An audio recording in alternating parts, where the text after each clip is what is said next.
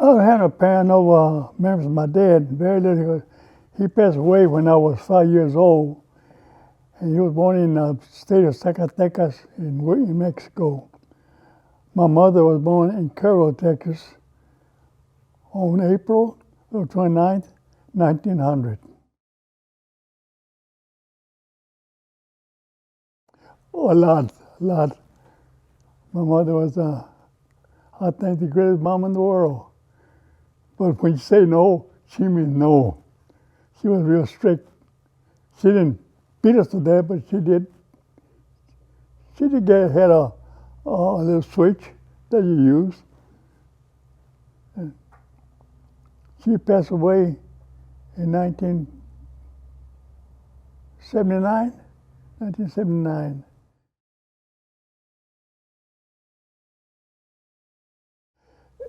When I was a kid, play ball, and I wasn't no good, but I liked to play ball and go fishing, hunting. We didn't have no rifle. We had those slingshot rubber shooters that we used, and rocks.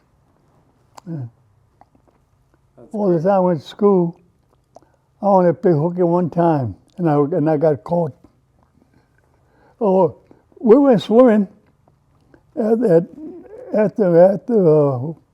didn't go back at 1 o'clock. We went swimming, and the owner of the stock tank caught us. He reported us.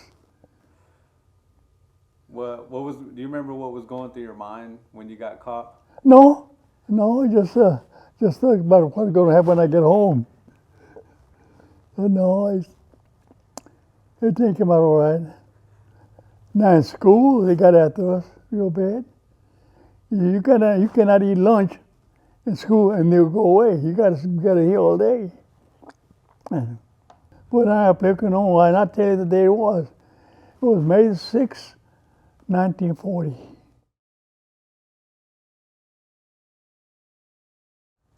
I went to morning school, and I couldn't go like to the kids because I had to wait and work in the fields till about December. So we're always late. So I was 15 years old, and I finished the 7th grade. I was supposed to go to high school when it started in September, but I didn't go back to school. I went to San Antonio to work because I wanted to dress like the other kids, and I had no money, and my mother didn't either. So I went to work in San Antonio and bought clothes for myself. I was 8 years old when I worked in the cotton fields. We couldn't work like the other guys that did. They paid by the day. We couldn't do that because we were too small, so we weighed by the acres. So many acres, you get so much money, which wasn't much then. That was during the Great Depression.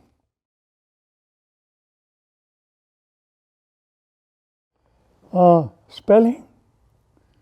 Not anymore, but I was one of there were 4 of us that not miss a word in a year, and I was one of them. There was I, and another, Bill Davis, and Joe Bolin, and Dorothy Glass, and another girl, other one. My least, English. Oh, I hated English. Now the pronouns and this and that, I don't know which was which.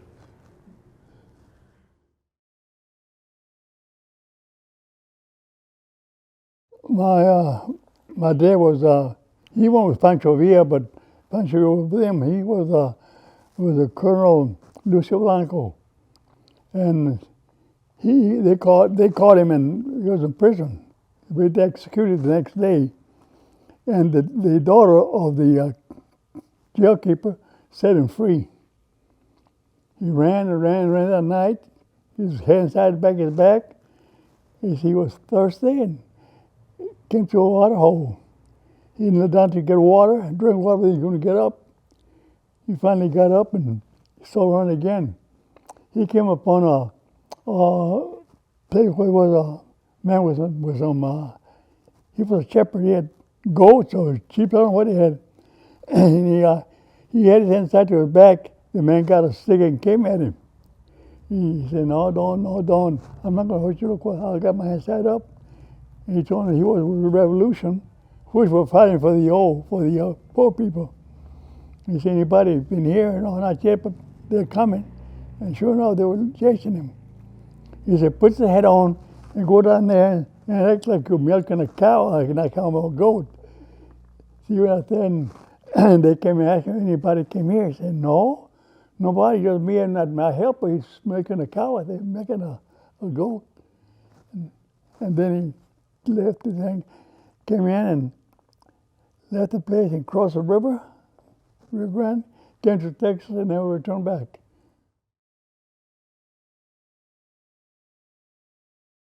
My summer, work in the field. There was no vacation for me or none of my brothers and sisters. We had to work.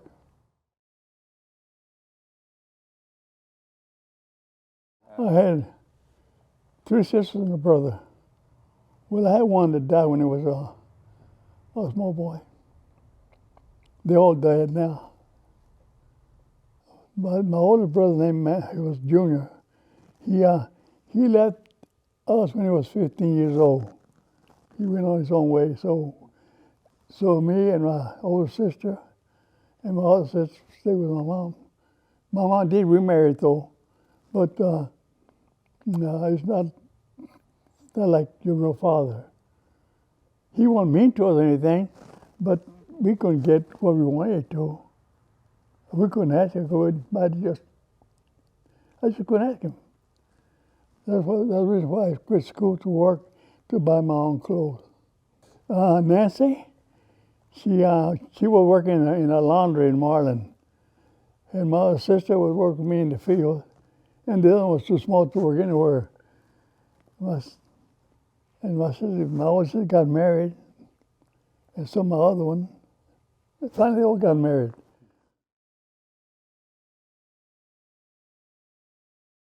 I used to drive in the Army.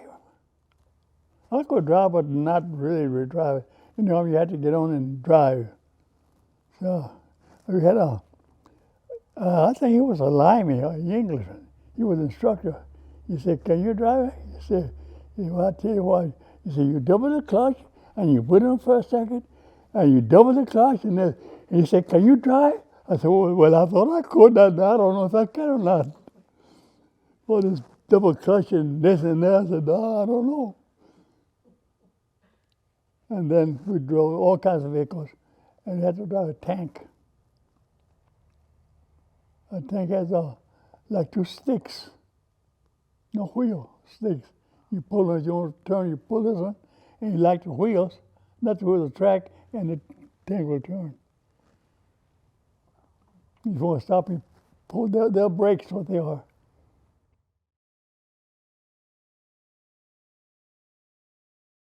Come out of the Army? Well, I went to work, and I stayed in San Antonio. And when I got out of school, it was in the morning, there were some neighbors of mine, and one of them became my wife. She was a 12-year-old girl. I didn't pay no attention to her. She was a skinny little girl walking up and down. And I left Marlin and went to San Antonio. In 1943, just a 12-year-old. I didn't pay attention to her. When I went to war, when I came back, I saw her. She was almost 17, and Lord, she was a knockout. And I said, that's for me. So one day I went to the movies, and she was there. I stopped and said, well, it's now or never. I told her, can I stay with you? She looked and said, you can if you want to. Boy, I jumped on the seat before you change your mind. And from then on, it lasted for, the date was March 27, 1947. That was the first time words I spoke to her was, may I stay with you? And the last one that I spoke to her was, she told me, don't feed me no more. She was in the hospital, in the nursing home. And that was 63 years later. I still miss her.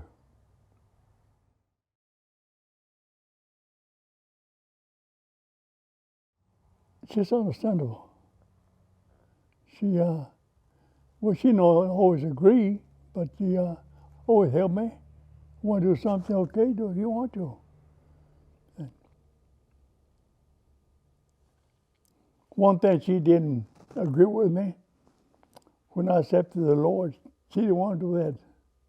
She wanted to go dancing. She loved dancing. She didn't do no drinking or smoking, but she loved dancing. And I didn't go, and she didn't like it. But finally, I got out. I started again until when she got sick. One day, she was laying in bed, and her brother, who was a minister, came to her. He said, Mary, are you ready to give your life to the Lord? She said, yes. Okay, so repeat with me and start praying. And I said, well, I always wanted to be with the Lord, so I started again. So come to the church. And I'm faithful to the church, help them everything I can. It's amazing. But I wasted a lot of good days, though, good time.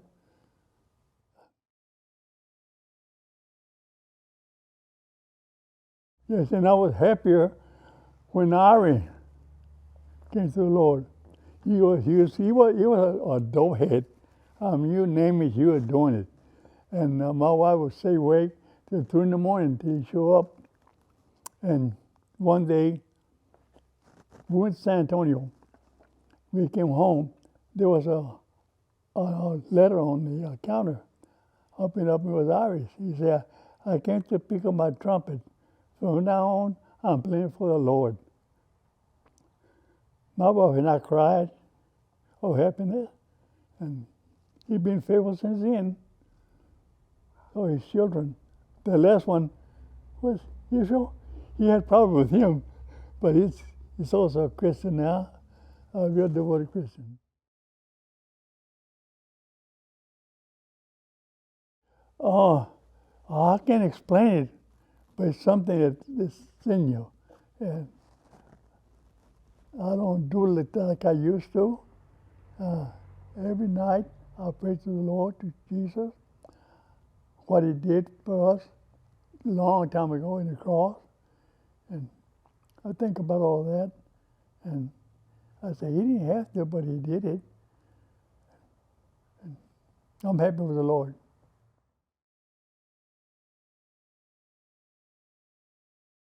I tell them to seek God.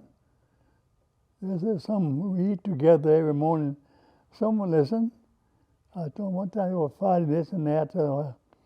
Well, one of the things we fought for, they said freedom of speech, freedom of religion. Religion means that you can worship God any way you want to. And nobody can interfere with your religion. You can be here jumping and hollering. Can nobody come and say, hey, cut it out. They can't do that. We fought for that.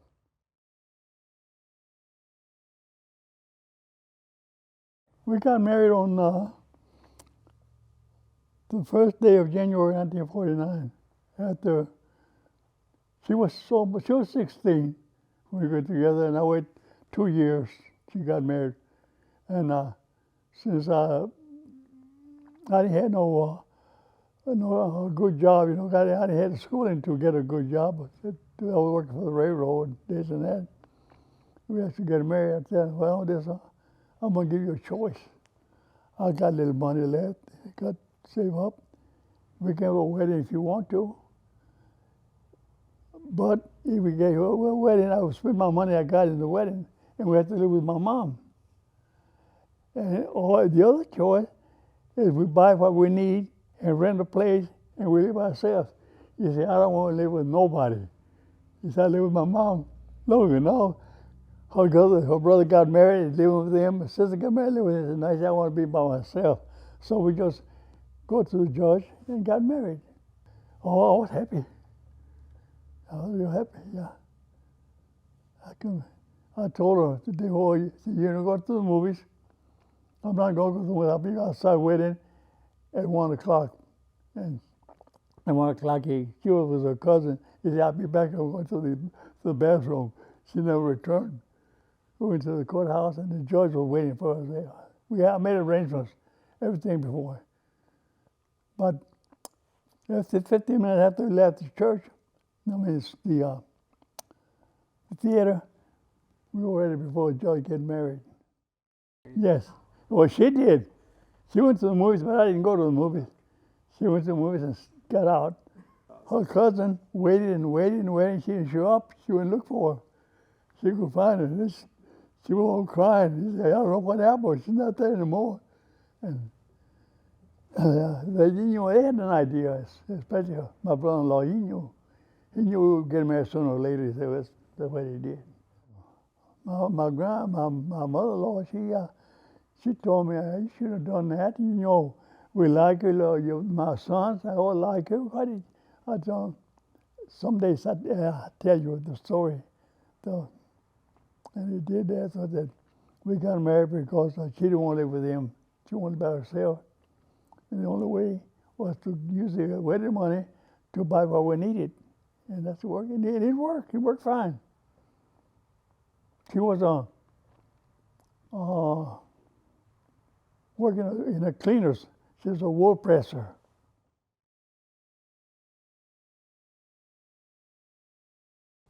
Well, Ari, he was a nice kid, real good kid, always. He was simple, very simple. And he could speak very well.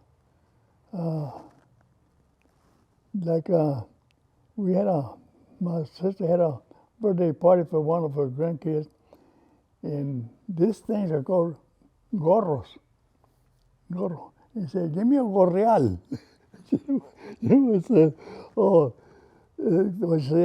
Mama, they want you in the what he said, he could say telephone. He had another name for it, and the other one was a real bad boy.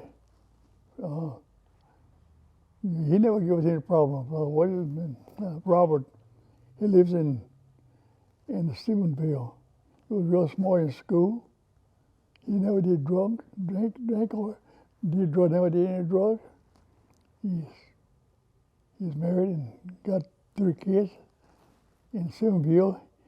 He got 2 kids in Waco. Well, Ari was he came to us when he was 2 years old. He was my wife's sister, son, and as a little boy, he always followed her mother. Where she went, this and that. So we were out in West Texas working, and we get ready to come home. We saw things early in the morning, and his mother went out there and woke him up. He said, Harry, Mary's leaving. He got up crying, you want to come with us? And I said, yeah, take him. She never got him back. She tried, but he wouldn't go back. One time she took him, and at night, he came home all by himself at night. Well, not real though, it was dark. And he tried every way, but he just couldn't get him more. And the other one, well, the other was kind of good little boy. He was real smart. When I finished school, he said he wanted to go to college. So he went to Tulsa State, and he got a degree in sociology. But they don't pay much. So he got a job with Federal Express. And the other one, when he finished school, I said, what you want to do? He said, no more school for me. I'm joining the Marines. I told you sure? Yes, I want to be the Marines. So he spent 4 years. But there was no war at that time. Right after that, they started the Gulf War. And it lasted, 20 years fighting up there? But he was already out, so he never went to combat. We always wanted a girl. We could never get a girl. And when Sonia was born, we went crazy with her. I mean, she get everything she wanted. And then came another one, and then more and more. Now we got girls to throw away. grandkids. I got a great granddaughter.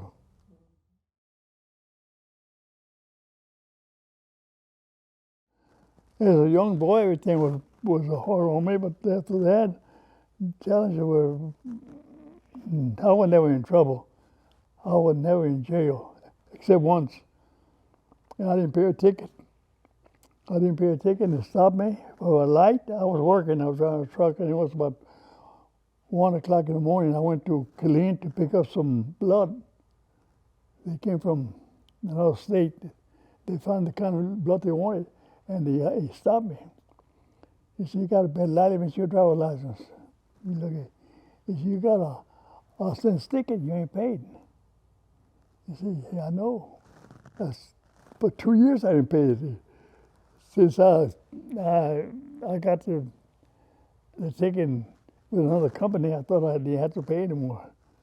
So he said, "Well, you got the money?" To no. I told him, "I'll tell you what, I got some blood. It's needed in Hillcrest. Call up there and call the police to meet me there.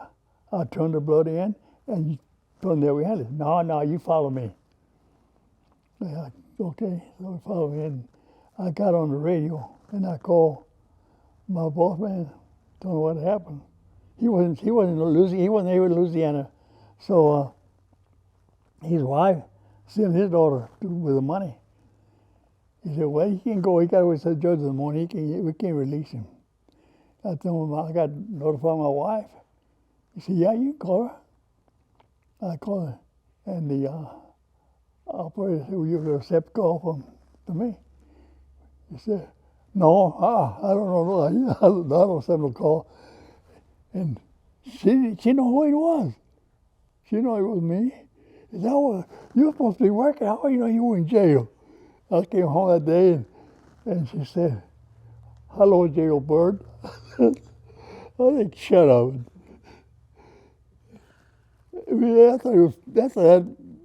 I thought he was kind of not funny, but I thought we laugh about it. And the she said, "Look, that's the only time I've been," and I didn't spend no time in a cell. I sit on the bench all night, half of the night. I think I was cold. They gave me a blanket. I said, "What's that blanket? I don't know who used it." So that was one of the hardest things that I had to face. And next day, he called me. "You can go home." I tell him, "I haven't seen a judge." "You haven't seen a judge? You told me last night that I had to see a judge. I could have gone home last night. You told me I had to see a judge." I said, "Well, you haven't seen a judge. You can go home."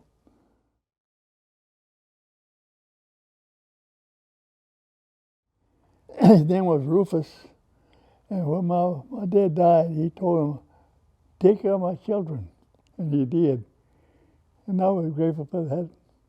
I used to go and help him in the field. We didn't get no pay. I said, "We don't get paid. We help you. Well, chop cotton and this and that, and look for his chickens." But we won't have no money because he was real good, and so was his wife. Real nice fella.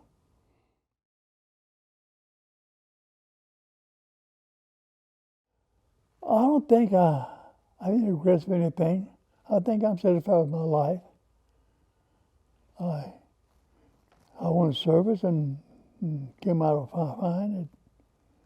It was hard at the beginning, but after that it came out okay.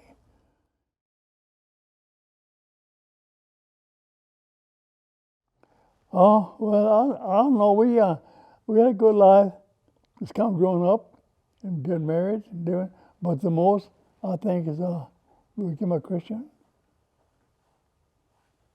In church, Christian, you have real friends, real good friends. While in life, you can't trust them. You can be with them, and all of a sudden they turn against you. Especially if they're drinking, which I never did. Oh, I drank a little bit, but no, I wasn't no drinker or a smoker. I guess that's what helped me live 95 years. I take care of myself and not overdoing it.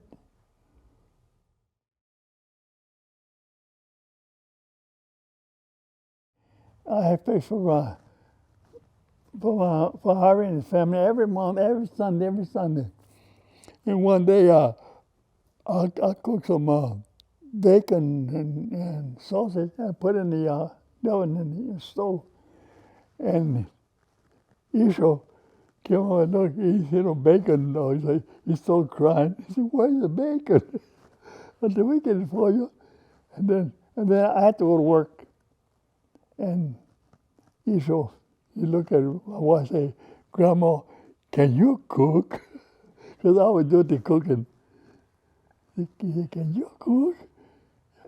For them on Sunday. Well, not by myself. We both did, but Isha thought I was the main one.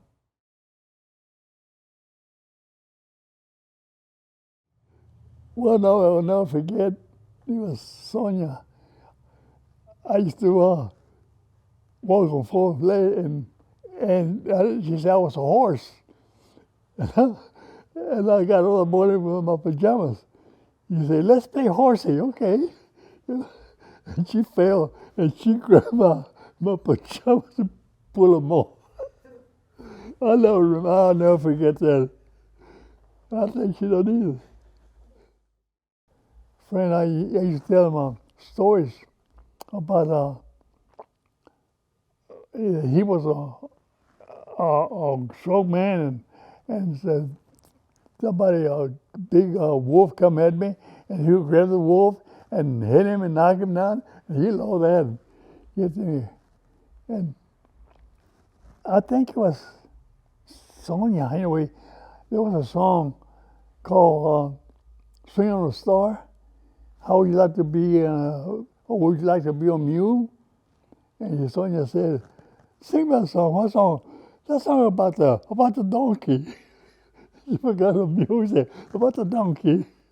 And I thought it was cute. I remember that.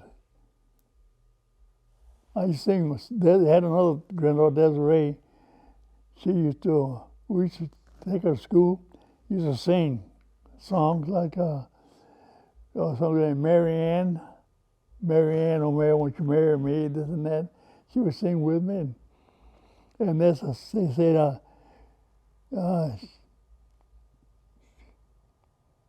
she's down by the seaside sifting sand. And she said, down by the seaside, spick and span. And there's a lot of words she couldn't pronounce.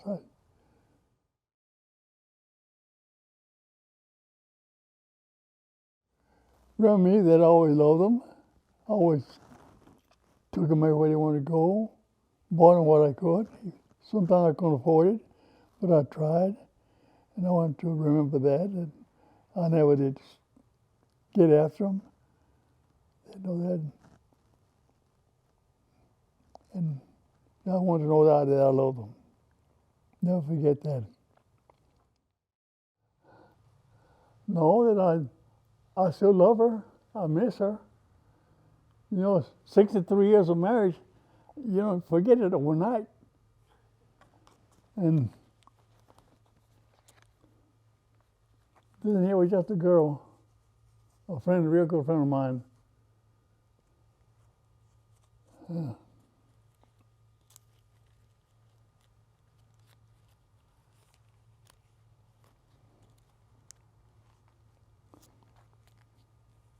This is me and my grandkids.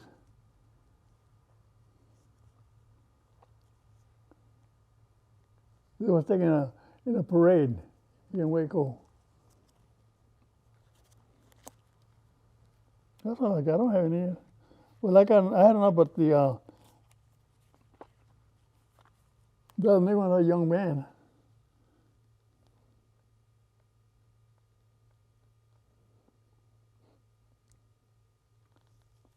This is my wife and I, for you, were married.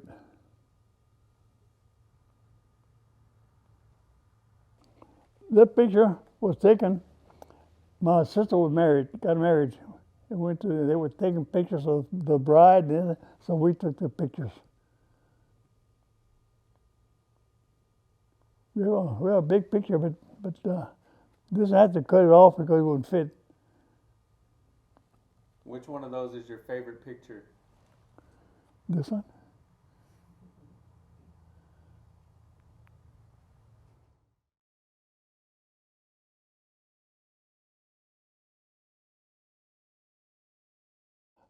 I was drafted. When I turned 17, I asked my mother to sign a release that I could join at 17. He said, no, no. He said, Ma, you get some money. He said, I don't want the money. You don't need it. She did need it, but she didn't sign for me. So I turned 18. They called me to go. It was the day after Thanksgiving, 1944, when they called me to go to Dallas and they accepted me for the service. And they said, you're going to go home for 20 days. I said, I don't have to go home. I can go now. He said, no, by rule, you have to go home and take care of business. I said, I don't know, but they sent me home. So they called me in December to report. Although I didn't really join the Army till January. And I swore in. They swore me in and they sent me to Kim Hood. He was Kim Hood then. I trained there as a tank destroyer. The first 6 weeks was infantry training, real hard. And the other 7 was tank destroyers, all tanks. Fired a gun, this and that, and a lot of, it's kind of complicated if you don't pay attention to what they tell you.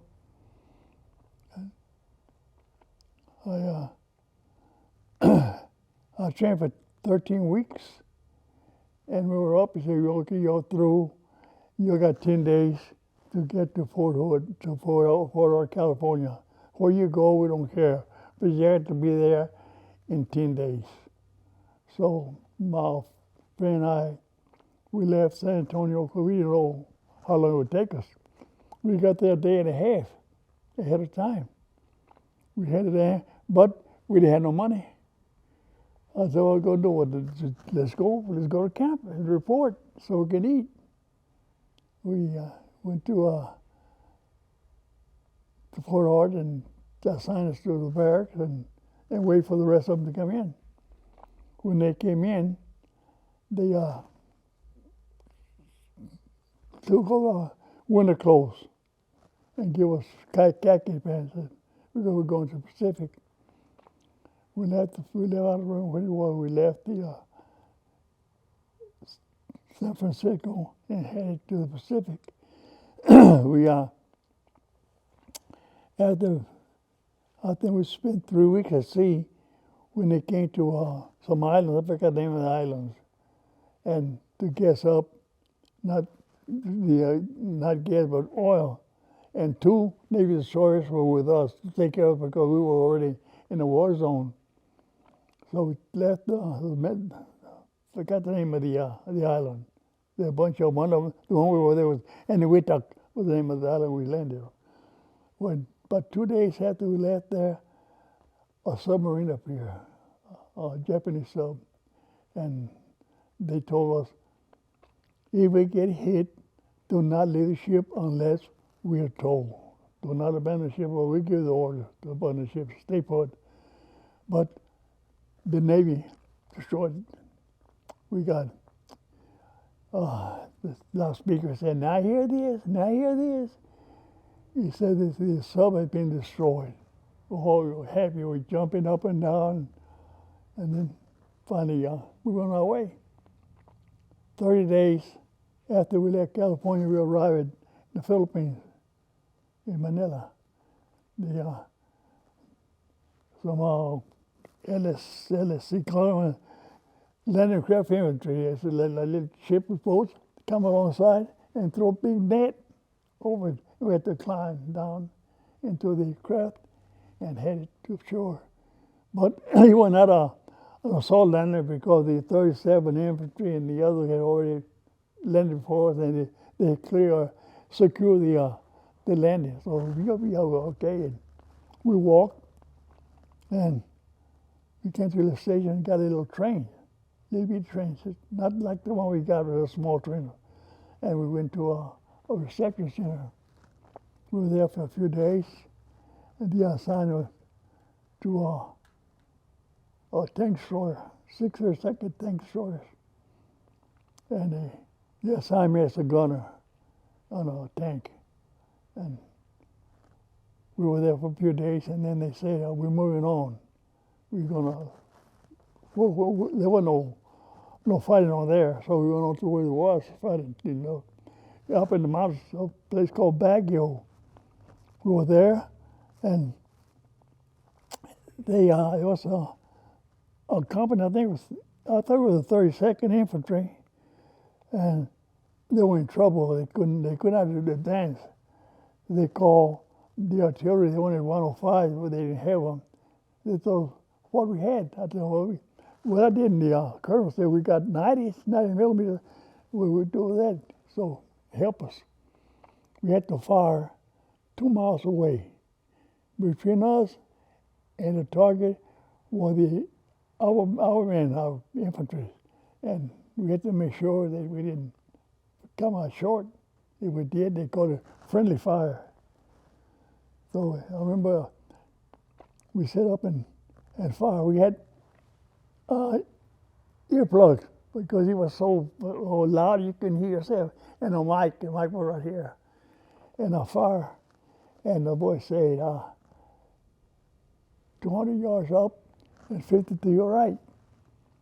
So I let the cannon, and then threw us to the right, and I fire again.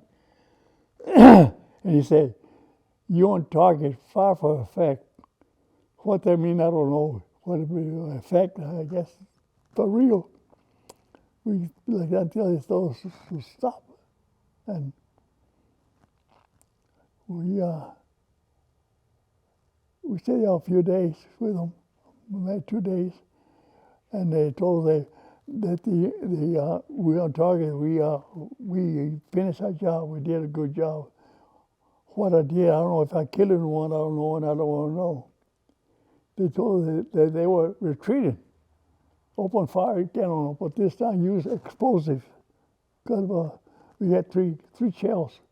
One of them was for concrete, for pillboxes, and the other was armor for tanks, and the high explosive personnel. That's what they used. We fired until they told us to stop. We were there for a day, and they told withdraw, go back. We don't need you no more. We were back to a town, a big city. Well, it was a big city, but it wasn't there. It wasn't but ruins. Then, and to train. It said General Kruger was the commander of the 6th Army, which was in the Philippines. And General MacArthur said the 6th Army will spearhead the invasion of Japan. So get ready. So getting everything equipped, getting new equipment, this, that, training. Old tanks that were being destroyed, we use it for targets. And then they told us what was going to happen. He said, the invasion in Normandy, which was in Europe, you'll be picnics were waiting for you at Japan. They're going to throw everything at you. Expected. They get suicide, they call them banzai. They come at, they know they're going to die, but they're going to come at you. He said, it may happen, there'd be some children coming at you with the flags, American flags, flying. And don't listen to them. They're really the enemy, and they're loaded with explosives. When they come to you, they explode them. So if you want to come home, you have to shoot them. It's hard to do, but if you want to come home. But that never happened. One day we got through eating. We were in the tent talking about what was going to happen, what to expect. And the guy came in and said, "Hey, we dropped a bomb in Japan." He said, "We destroyed a whole city." He said, "But don't know how many. He said, but it's very powerful. We say, I say one. We say one plane. I said one plane cannot do what it takes 50 planes to do. So which means that was a joke. And then they called us out. The commanding officer goes and said that such a bomb had been dropped in I don't know, I can't think of the name of the city in Japan. Hiroshima? Hiroshima. He said it's dropped by Hiroshima, and they estimated there's 150,000 killed, and half the city is gone. So we'll wait, see what happened. And the Japanese would not surrender. He said, we'll fight to the end. So they dropped another one 2 days later in Nagasaki. Nagasaki dropped one, and Japan said, I see it, we don't want to fight no more. And that was the end of the war.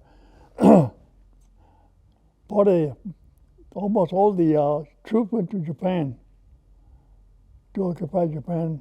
We stayed behind. They had us with Japanese interpreters. We went out to the mountains on a loudspeaker and called the Japanese to come out that the war was over. Come out, you're going home. They wouldn't do it. Some of them actually killed themselves. So they said that to surrender was a disgrace, and to die was an honor. I said, what is that? You let them believe that. But someone came out, oh man, they had no clothes on. They were dirty. Their hair full of lice. They were hungry. We had ration with little cans of, they had some with beans, some of chicken gravy with rice. We gave it to them all, and they give them a little spoon. They throw away the spoon. They use the finger. Then the medic came by and spraying with some kind of powder to kill the, I don't know what. And they sent them away, and I saw them again. But about a month after that, our outfit disbanded. They came home. We stayed behind because we had no time to come home. We went to a place called Subic Bay area. There's a big naval base there. They sent us with the 14th Anti-Aircraft Command was there. We were there. We were there till after Christmas. After Christmas, they told get your stuff ready and pack up, we're leaving. Me and my other guys who went first, we went to Manila, and there's a ship waiting for there. And the next day, the rest of them would come in, and we guys said, he goes away, that's not where to go. But 15 days later, we arrived at Pearl Harbor.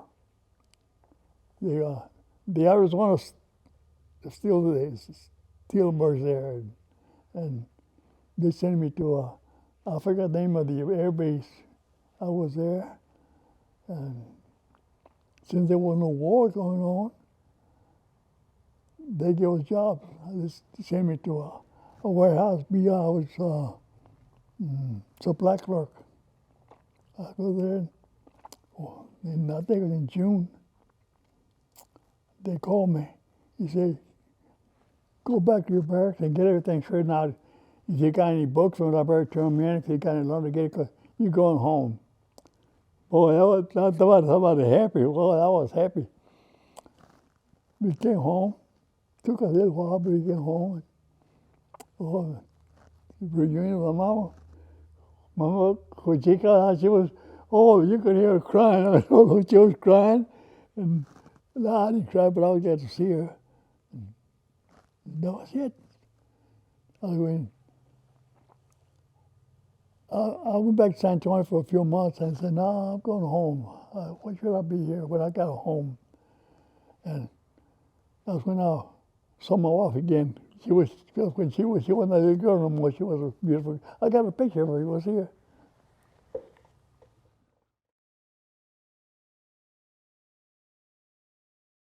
I wanted to go. I really wanted to go. I wanted to do my part.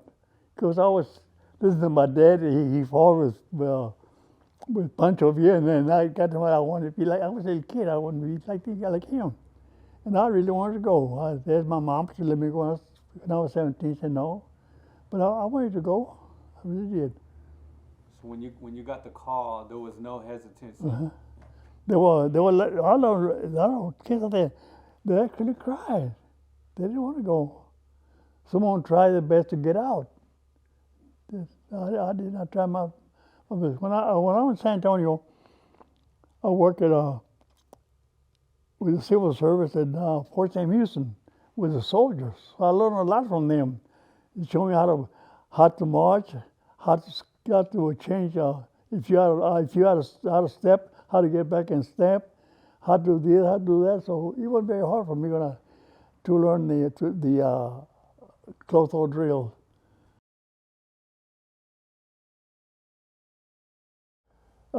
No, not for a month. When I got to California, they gave us a little card like that. It said where they could reach us. So we sent them in. It took us 2 months to get the first letters. After that, it would take 3 weeks to get a mail from Arlen or from San Antonio where I was.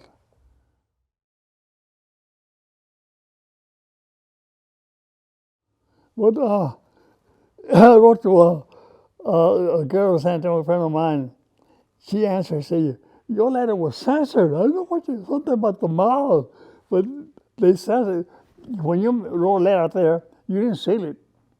You seal it like that, and at the base, they open up and read them. If there's something you shouldn't write, they cut it off.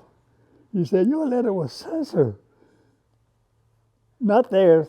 They can know it was, but the one we wrote was censored. And then one day it told us, "It's over.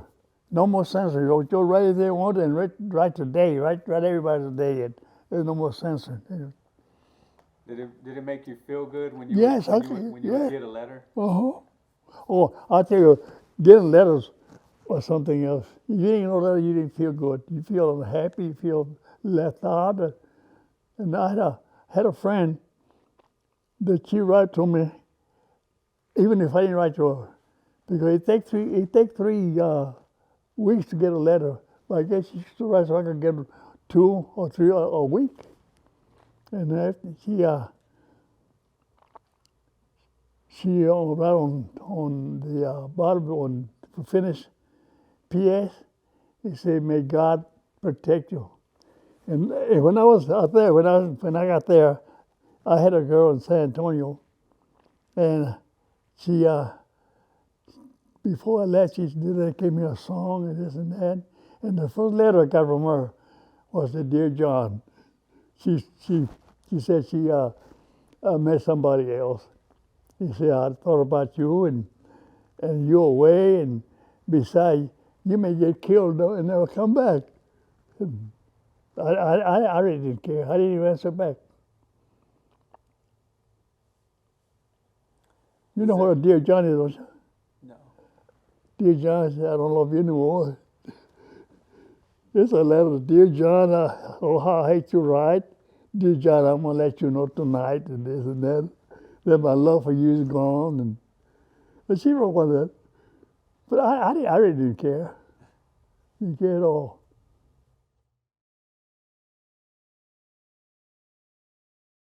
A friend of mine, we were together.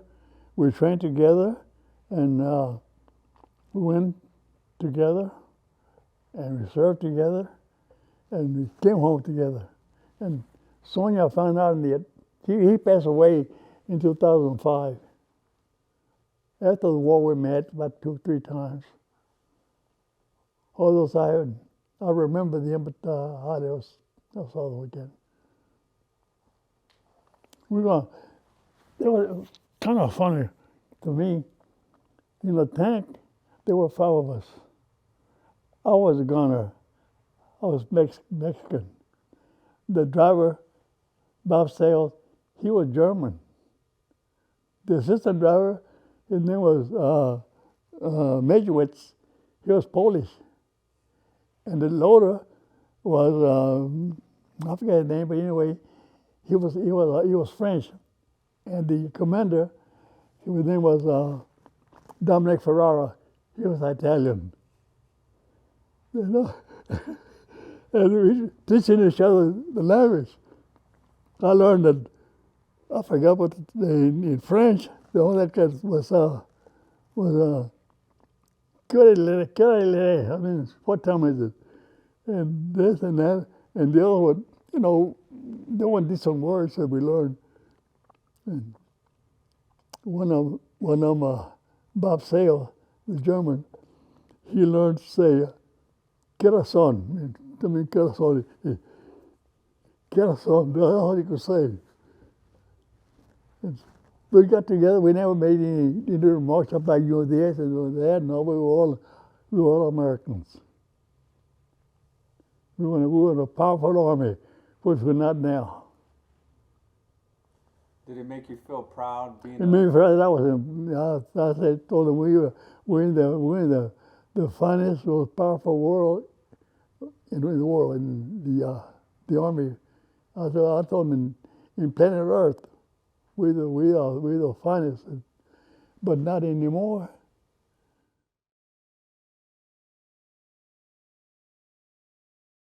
That was the first one was a 632nd Tank Destroyers, Company A, first platoon was in.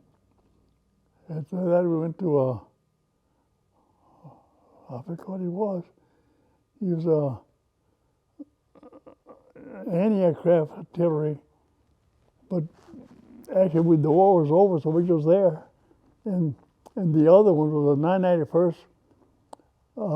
991st 9 Bombardment Group. After the war, they sent me to Hawaii. It got transferred to the Army Air Corps. He wasn't the U.S. Army then. He was the Army Air Corps. They call it now United States Air Force. At that time, it was the Army Air Corps. I was the Army Corps. I was just only three outfits I was in. This is Tank Destroyers. It's a Black Panther destroying a tank. And in our outfit, we had this came in your coat, but we had a big picture. It was a goofy-looking giant with two tanks in the logs crushing them. But that did not come on the cab. It was just on the entrance of the company. But we cannot wear this until we finish and became Tank Destroyers. While we were training, we cannot wear them.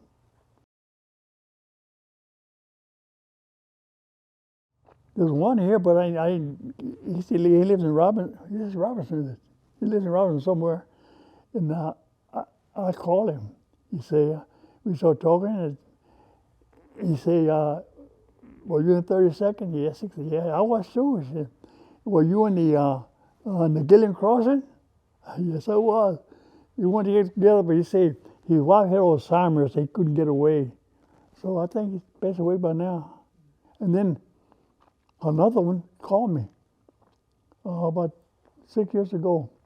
He's from Lorena. He said, are you the one that wrote that article in the paper? I said, yes. He said, well, you said the 32nd Infantry. You wanted 32nd, it was 37. It was us that called you. He said, you saw the things coming. He said, good Lord, got some help. He said, come and see me sometimes, but I never did.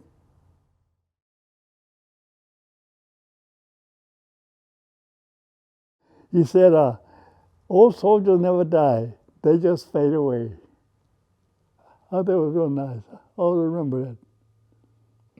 He told one day, not him, but I forget who told us. He told me.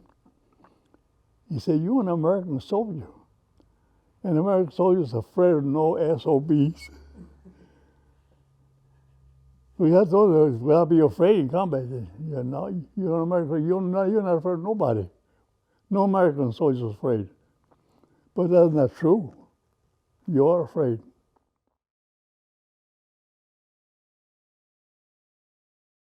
I didn't know where we were going to go. But the fighting was we weren't close. We went to it, but after we were wondering what we were going to do, what we were going to do, what would happen to us. But yeah, they sent us to. I was glad I went to the Tank Destroyer because I trained, so I knew everything about it. And then I was flat-footed, so I could not be a foot soldier like the infantry. I wasn't fit to be in the infantry, but I could go on attack. So I'd have to walk. I just drove the tank.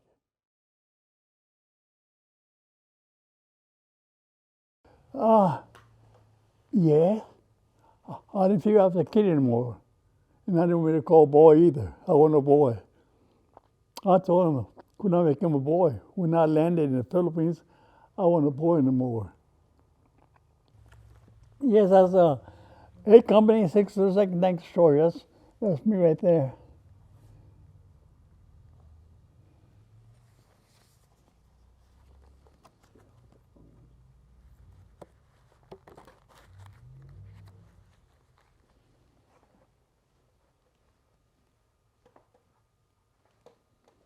You remember all of those guys? No, I don't. I remember some of them. Let's see.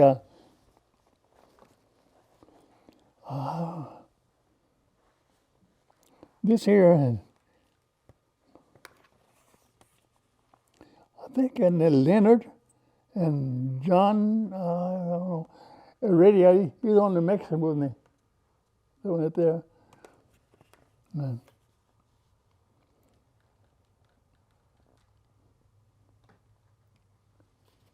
I know Nick Russo and Sergeant Leonard. I can't think of the name. That was what, 79 years ago, 78 years ago? No, that was this was where we had a ping pong table and table to write letters.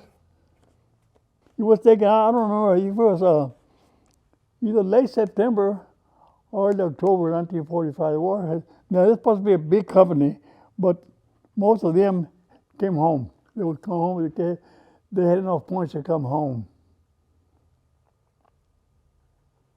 He was in the tent with me, Ferreira, Nick Ferreira.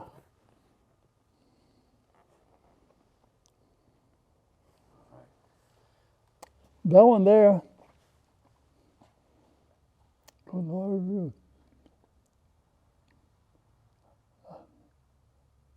I know this one. Good Lord, I can't remember. One is supposed to be the Victory Medal, and the other Pacific is the Philippine Liberation, and supposed to be another one somewhere. This one here is my discharge. If you serve from December 1941 to the end of 1945, you were issued a button. Who's hanging on to that? And what to be almost a little rifle, that means that I qualified